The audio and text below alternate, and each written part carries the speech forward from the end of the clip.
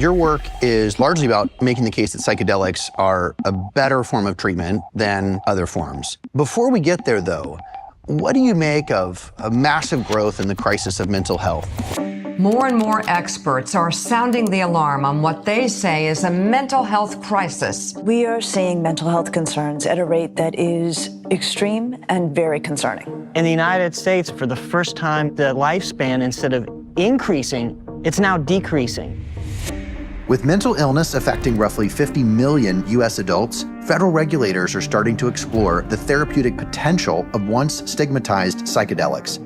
So today on the show, I'm speaking with Dr. Matthew Johnson. He's one of the most cited researchers in psychedelic therapy, and he believes it can play a key role in treating mental illness. Psychedelic therapy is about blasting people out of that narrative. They have such power to change people's lives, including some very serious risks too. We'll also take a field trip south of the border to visit a psychedelic treatment facility using a lesser-known drug called ibogaine to treat addiction and trauma. Stay tuned as we unpack a range of issues, including our current mental health crisis, how it's opened the door to a psychedelic renaissance, and how we might, in our excitement about them, overlook some of their potential risks. The only way to solve our biggest problems is to have the audacity to try. Welcome to In the Arena with Evan Baer. All right. I know you're on the road all the time, going to events, crafting the future of psychedelics. Are these sort of like Star Wars bar? Are these sort of a crazy set of people that come together working in the space that you're in right now? That's a good analogy. I think it's like, yeah, like the Star Wars cantina kind of feel. The environment has changed, you know, so 20 years ago, about the time when I jumped in this area, it was all hippies and a few token scientists, like one or two token scientists.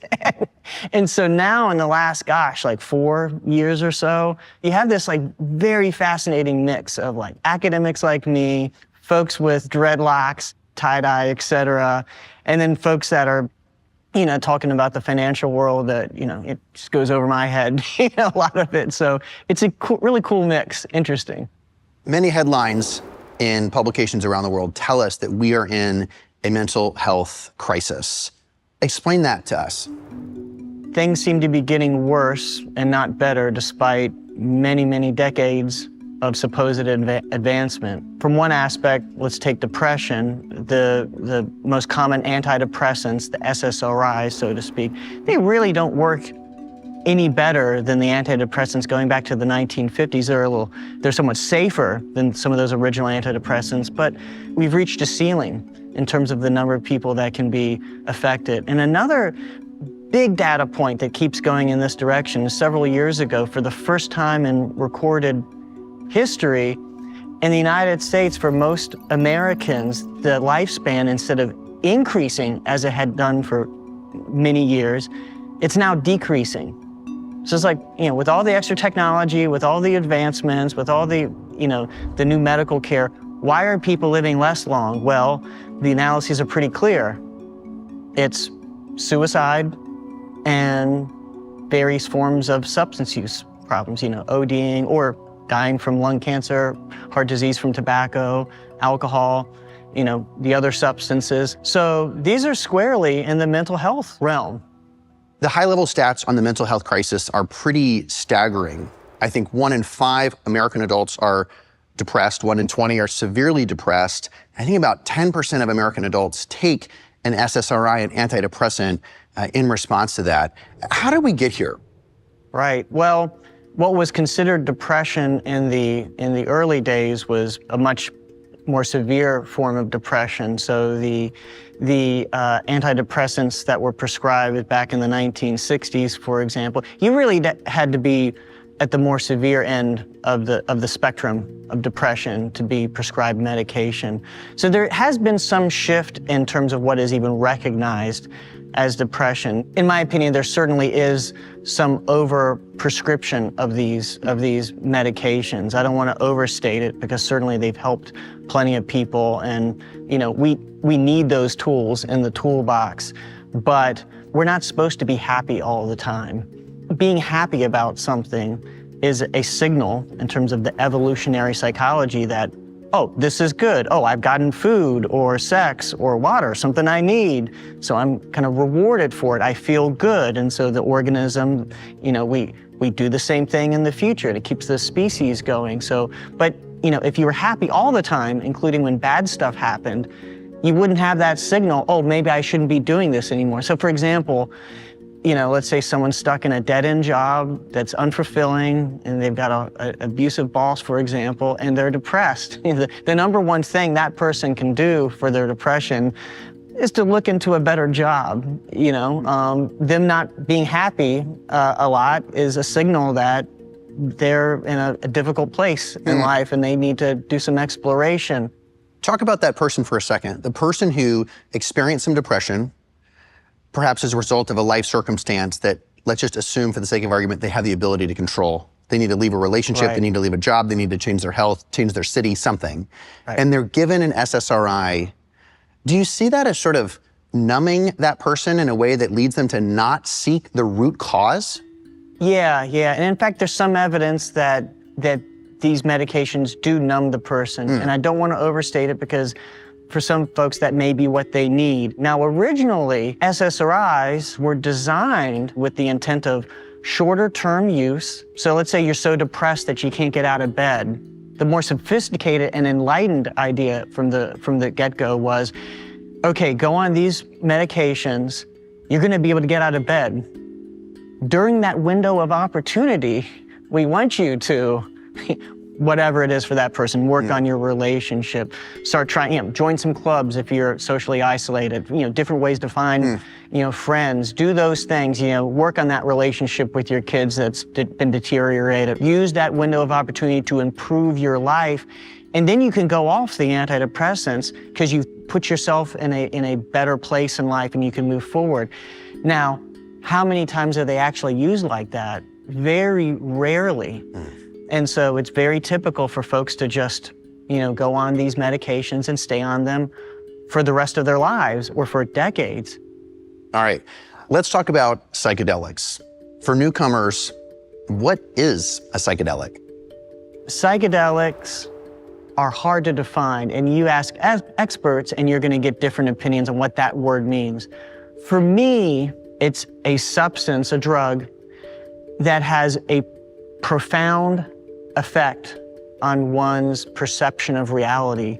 And included in that perception of reality is one's perception of oneself. So other drug classes, stimulants are the uppers, and benzodiazepines, they're a type of downer, and you have uppers and downers. I call psychedelics the all-arounders. I really took that from Cheech and Chong, so as an academic, I have to cite my sources. But they don't have a reliable direction to their push. They've been called magnifiers of the mind. And that's why someone can have one of the most blissful experiences of their life that they didn't even think was possible, but at the same time, and maybe 2 minutes later, it could have one of the most frightening or the most frightening, hellish experience of their life. So they're drugs that have that profound effect on one's sense of reality. There are the so-called classic psychedelics, like psilocybin, which is in magic mushrooms, or LSD, or DMT, which is in ayahuasca, or mescaline that's in peyote cactus. Those are all classic psychedelics. They work in a pretty particular way in the brain. Their primary activity is by stimulating a certain type of serotonin receptor. It's called the serotonin 2A receptor. But then you have other compounds that are also called psychedelics. Some experts don't want to call them psychedelics. I think it is fair to call them psychedelics, like MDMA, which works through a different way. It releases serotonin from one's synapses, naturally created serotonin from their synapses in the brain. And some other compounds like ketamine, which works not on the serotonin system, but on the glutamate system, another neurotransmitter system in the brain. And then there's other ones like ibogaine and salvia divinorum. They all work through a variety of different ways, but they do have that effect of profoundly altering one's perception of reality. If SSRIs essentially numb you into complacency, what is the analogy there? You would say psychedelics, what? If it's not numb you into complacency, it is psychedelics, what? They put life into your face.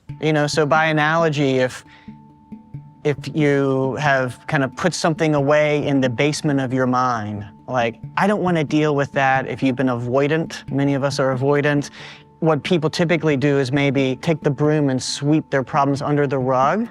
And so it's been said that psychedelic therapy may be more like taking that rug outside, throwing it over a tree limb, and taking the broom and beating the hell out of that rug. And all of the dust flies out from underneath it, and you really get to the root of the issues. So people don't feel checked out. And in fact, when people come out, they have this very salient sense of having done their own heavy lifting. You know, so when people don't really understand it and they hear about this and they say, oh, well, another magic pill, another thing to just, you know, automatically make people feel better, and they're not getting it because people's issues are really placed on them. Good psychedelic therapy tends to make you want to take care of your shit, like lift yourself up by your bootstraps to the degree possible and take that personal responsibility and move forward. You've really become one of the most cited researchers in this field. What was your own journey into this area of discovery? Well, as I was a young college student, a number of threads came together. Like one, on the academic side, I was interested in behavioral psychology and also essentially the neuroscience or the science of drugs. And really ranging from caffeine to alcohol to things like cocaine. I did some research in rats with cocaine when I was a college student. And I was also interested in the concept of behavior change. How do you get, you know, people to change? You know, how do you, change the environment to encourage, like, healthy functioning? And so I did a paper in college and learned this history that psychedelics were used to help, like LSD in the 1960s used to help people overcome alcoholism. And I discovered that it wasn't as if the research had been done and it was conclusive that, oh, this didn't work, and so the medical field moved on. The history was much different. It was, oh, there were some really promising findings and it looked like a lot of people were helped.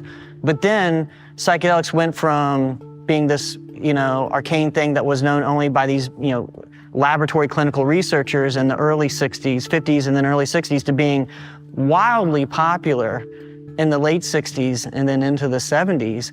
And so it was really that association with that popularity, the association with the counterculture at the time. With so many of the changes in societies we associate with the 60s, psychedelics got the blame for that. So as a young scientist interested in behavior change, I thought, this is crazy. They have such power to change people's lives, including some very serious risks too. Tell us a little bit about coming out of this period of dark ages of psychedelics. It sounded like nearly all the research was banned or severely limited, and your professional work is kind of at the turning point of that. Tell us about that. Yeah, so I got involved with psychedelic research in 2004, and that was around near the beginning of what I would say is modern era. So just a very small number of studies started to creep up in the mid-1990s. Can I ask, the ones that happened in the 90s, were those illegal? No, there was some legal research. For example, the first research that happened with some of the classic psychedelics since, that earlier era that ended in the early 70s, that happened under FDA-approved research at the University of New Mexico. But those are very early days. None of the studies at that point were therapeutic. In other words, these were basic studies to understand what the heck is it doing in the brain? What do people have to say about the experiences that they have on these substances? And typically, the participants needed to have had used the drug before, because to get FDA approval, they want to make sure you're not harming anyone. So, well, at least get people that have already used psychedelics so you won't screw up their brain anymore in case it does that. Tell us a bit about ibogaine in particular. Ibogaine is a really fascinating compound. It's actually, in terms of the way it works in the brain, it's sort of a hodgepodge of different mechanisms shared by other psychedelics. So there's a little bit of an overlap with classic psychedelics, a little bit of overlap with some of the other classes of psychedelics. But what it's really been known for is really helping people with addiction. People reported this amazing experience of it halting their heroin addiction, where they no longer had cravings in the short term for heroin. And we also know that it normalizes the dopamine response in the brain. So the rewards center that we all have in our brains, where in an addicted person, even in an addicted rat, there's a wild fluctuation in dopamine response.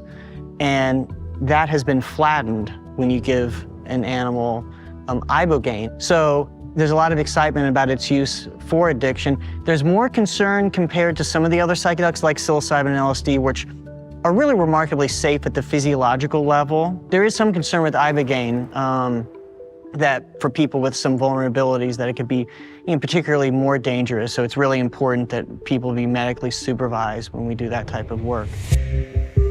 All right, we've come to the portion of the show where it's time to take a field trip.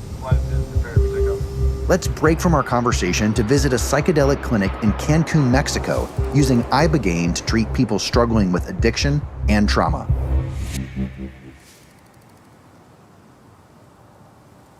Hi, John. Hi, how are Welcome you? to Beyond. How are you? I'm okay, thank you. It's a pleasure to have you here. Let's go. Thank you. I've never done this before.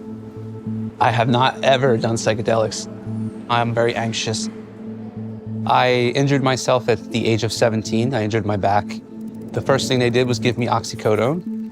I was told to take it correctly, and about 4 years in, it became an addiction. When someone takes an opiate like oxycodone for pain, it makes the pain go away. But if they keep taking that opiate, they eventually become dependent on it, and that can be very dangerous. I then went to treatment in the United States. I chose Suboxone. 10 years later, I was still on Suboxone. I tried 12 times to get off of it by myself, and I was unable to. And I came to Beyond because I became very desperate.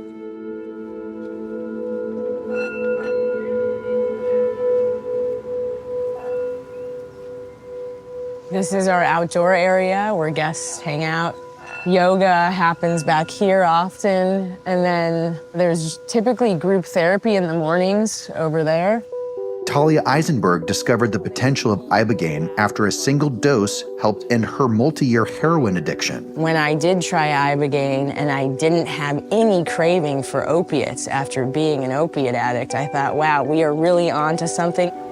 But it was administered in a small house with no preparation, no medical infrastructure, no psychotherapy, and no aftercare. That's what motivated her and her co-founder, Tom Fiegel, to start Beyond. Upon arrival, you can't help but feel like you're at a boutique resort. There's massage therapy, fresh fruit juice, a staff chef, even those towel swans on the beds. The set and setting here is intentionally aimed to help individuals transition from their psychedelic treatment. Ibogaine is not a recreational substance. It's not something anybody would do and go to a concert. It's a very challenging experience. This is the ibogaine treatment room where clients have their primary doses and their booster doses. There's always a few nurses that are present, and the physicians are in and out, just checking to make sure that their vitals are looking good and that everything is safe. The experience itself lasts 12 hours in a very intense psychedelic trip.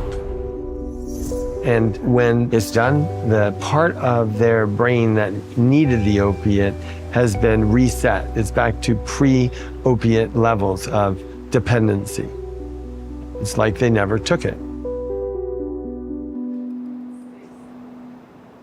What we are doing here is preparing the ibogaine for giving to our patients, and we dosify it in capsules. And this capsule has to be weighed before it being administered to our patients, because as they are handcrafted, they don't have like a fixed official weight as other medications. So a treatment will be requiring 8 to 10 capsules, depending on patient's weight and for a specific treatment programs. You ready, guys? Yep. There are 5 phases in Beyond's delivery model. It's preparation before you arrive, pre-treatment once you arrive, the treatment itself, acute aftercare, and long-term aftercare when you're back home. The day of your treatment, they will do an EKG. As long as your heart is okay, they will take you into a room. You get into bed, they hook you up to an EKG machine and a blood pressure sensor and an oxygen sensor. They bring you your dose, you take the dose. Nothing happens at first, actually. It takes about a half hour, 45 minutes. And then you start to hear a buzzing noise in your ear. That's your signal that your trip's about to begin. Imagine you could have a photo of all your memories, all the beautiful ones and all the challenging ones, presented to you very fast. And it shows you some things you don't want to see, things that you did wrong and the things that you said to people that maybe you shouldn't have.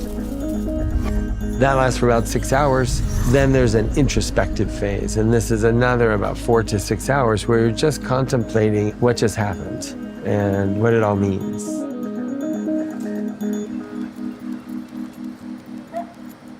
Afterwards, it takes a day to recover. You still have the electrified feeling in your body, but your brain, it feels like you've never touched a drug in your life.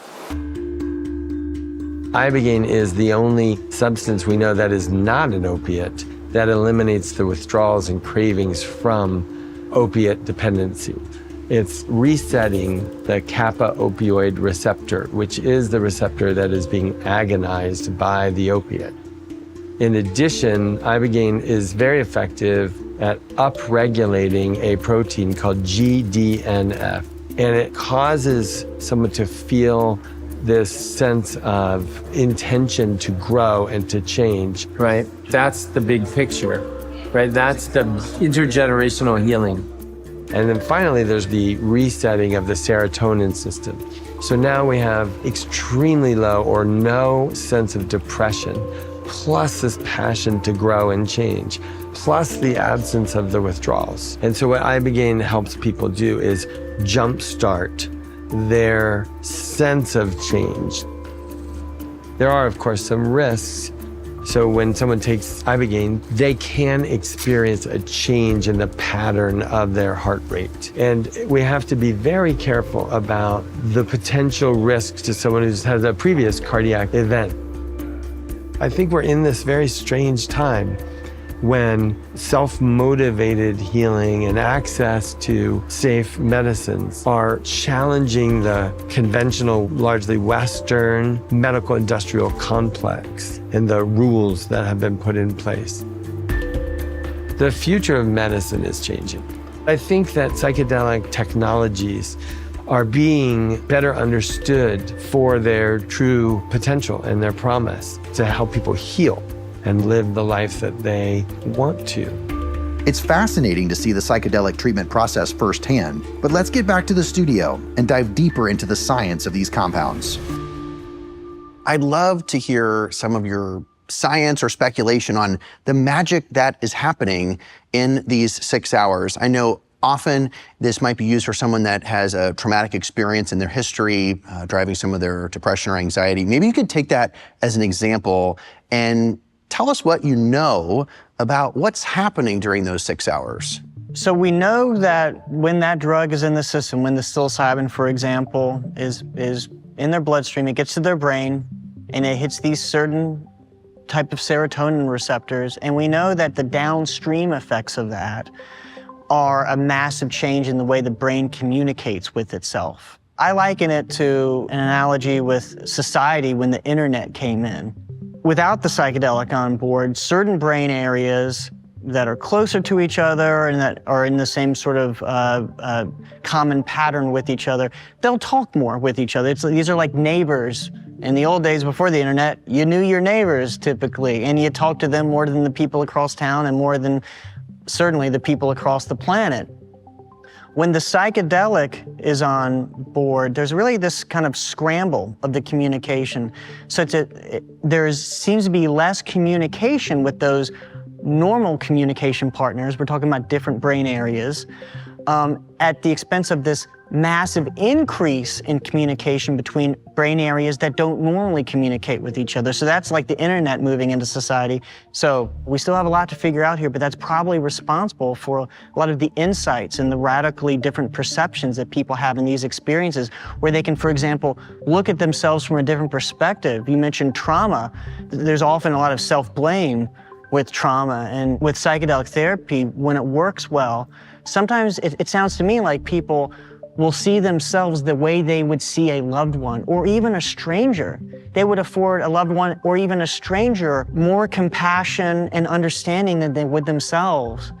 You know, such as looking back and say, of course I didn't deserve that. That wasn't my fault. And it's so compelling because I think they're stumbling upon something we can call ground truth. Now, psychedelics don't always show you ground truth. You can have delusions too, and it's sort of shaking up the snow globe, and you get a lot of stuff, maybe, false positives as well as genuine insights. But sometimes it seems like it's genuine in the sense that it is so compelling that even when the drug wears out, like, they still remember it, and they are still moved by that, and it still makes just as much sense to them, maybe even more, when they're sober, when the drug is worn off, and they keep a lot of that perspective. What's probably happening in those experiences is that the brain is rewiring those very memories. We know that from basic memory research that every time we remember something, it's not like we're picking up on an exact recording of the event. We know that every time we remember something, we're making that memory, this is outside of psychedelics, we're making that memory more malleable.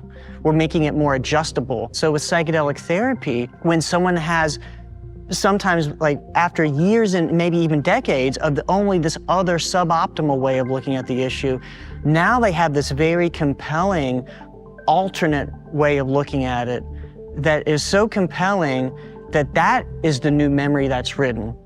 And so now when they think of that event the next day or a week later or maybe even a year later, that's the memory they're pulling up. They've rewired what that memory is and all the connections that it has. The fight or flight impulse that it normally would trigger is no longer there, for example. When you talk about rewiring the brain, is there an invisible hand or something driving that rewiring so that 6 hours later, it is stitched together in a way that it actually leads the person to flourish? So we know even in rats that these compounds, the psychedelics, can induce what's called neuroplasticity, different ways of making the brain neurons more flexible, having them form new connections and perhaps even growing new neurons themselves.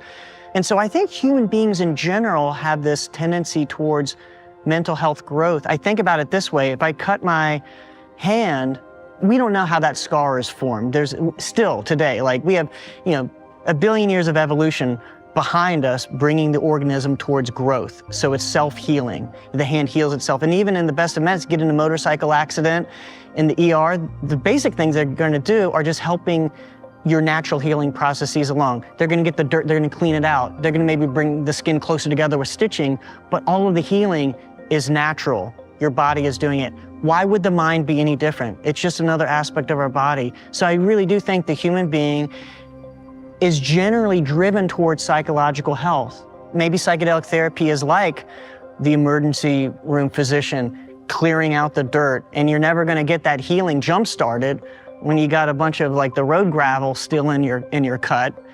And so they're clearing out and allowing for that natural healing to happen. So I think there is this tendency towards growth. When you think about applying this tool to the huge problem of mental health, what are some of the conditions that you're most excited about, conditions that feel so intractable through other forms of therapy that you have early indications of psychedelics as a real solution for? I think the two biggies are addictions and so-called affective disorders, mainly depression. And the fascinating thing is, like, even within addictions, the early evidence suggests that it's not just for one form of addiction, let's say, alcoholism, or, addiction to, cocaine, addiction to tobacco, but there's emerging evidence that it works for many of these different addictions. So the exciting thing is that rather than operating at the surface level, like a lot of addiction medications, such as, let's say, methadone or Suboxone for opioid addiction, has a lot of benefits, but it works by essentially quelling the results. It's a safer form of the same basic drug. Psychedelics don't work like that. And I think they work at a much more fundamental level. When you really define what addiction is, it's not about the craving for this drug or, whether it's tobacco or cocaine. The real fundamental commonality, and I've always been interested scientifically in the commonalities across these forms of addictions, like what nets them together. And it really comes down to this narrative of the self, like, who am I? Like, what's really important to me? And I've been telling myself I need to change this for years, decades, and I keep doing the same damn thing. Like, what does that mean? What is life about? Like, what's my story? And none of the traditional psychiatric medications touch that at all. They're just quelling symptoms. And sometimes that's what folks need, and it can help some people to some degree. But the reason I think psychedelics are showing such promising evidence for addiction is they allow the person to step back and to grapple with those big picture narrative questions about who they are and how they're living their life. And in a certain respect, I think that's the same thing going on with depression. Because of psychedelic research, I've come to view depression as just another form of addiction, where instead of being stuck in this looped pattern of administering whatever, tobacco, alcohol, cocaine, they're stuck in a form of thinking about themselves. You know, no one likes me.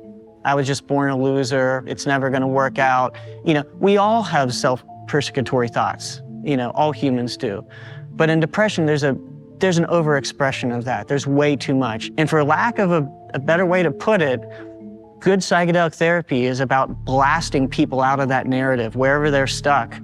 Oh, I'm just a smoker. I've been trying this for years. It's never going to work. I'm just wired this way. People don't like me. I'm depressed. You know, that's just me. I was born with a bad brain. They get blasted out of that story to a much broader perspective. When they look at themselves from that broader perspective, they realize, wow, like, it's not about that. I really do have a choice. When you describe some of these results as promising, give us a sense of order of magnitude. Is it just a few % more or radically more? Oh, really radically more. So for example, tobacco smoking, I've done a lot of work using psilocybin, the agent in magic mushrooms, to help people overcome a cigarette addiction. And typical success rates, let's say 6 months after your quit attempt, range from anywhere from, you know, depending on the treatment, 5, 10%, up to even the best treatments around 30% of people still abstinent, you know, not smoking 6 months later. In our first, you know, small pilot, open label pilot study, at 6 months, we had 80% of our participants still smoke-free, biologically confirmed. So we checked their breath and their urine, and we asked them, so trust but verify, but yeah, they were squeaky clean, 80% of these folks. And then even at 2.5 years on average, it was 60% of those folks were still smoke-free. So that really blows out of the water typical results. For depression, down the line, the large majority of people are in remission. The large majority of people would not be diagnosed with depression anymore. Give us a quick snapshot on where we stand with FDA approval and commercialization. How likely are people to see these as available solutions? I think it's very likely that we're going to see a FDA-approved clinical use of both MDMA and psilocybin within the next few years. MDMA is closest. The work that some great colleagues have done for years now using MDMA to treat PTSD, that has gone through phase 3 trials. That's the term for the final type of trials that you need for FDA to look at the data and either decide whether this is safe and effective or not. 2 phase 3 trials have been conducted, so we may only be a year or 2 away from MDMA being approved for PTSD. We may be only a year or 2 behind that with psilocybin being approved for depression, tobacco use disorder, alcohol use disorder. All of this depends on the phase 3 data and on the FDA's decision, so I don't want to get ahead of that, but given the results so far, I would place large bets on the fact that, you know, both of these psychedelics are going to be approved in just a few years and available for clinical use. You're in these conversations daily. What's one of the most common misconceptions you're asked about? A common misconception is that psychedelic therapy is really a chemical crutch.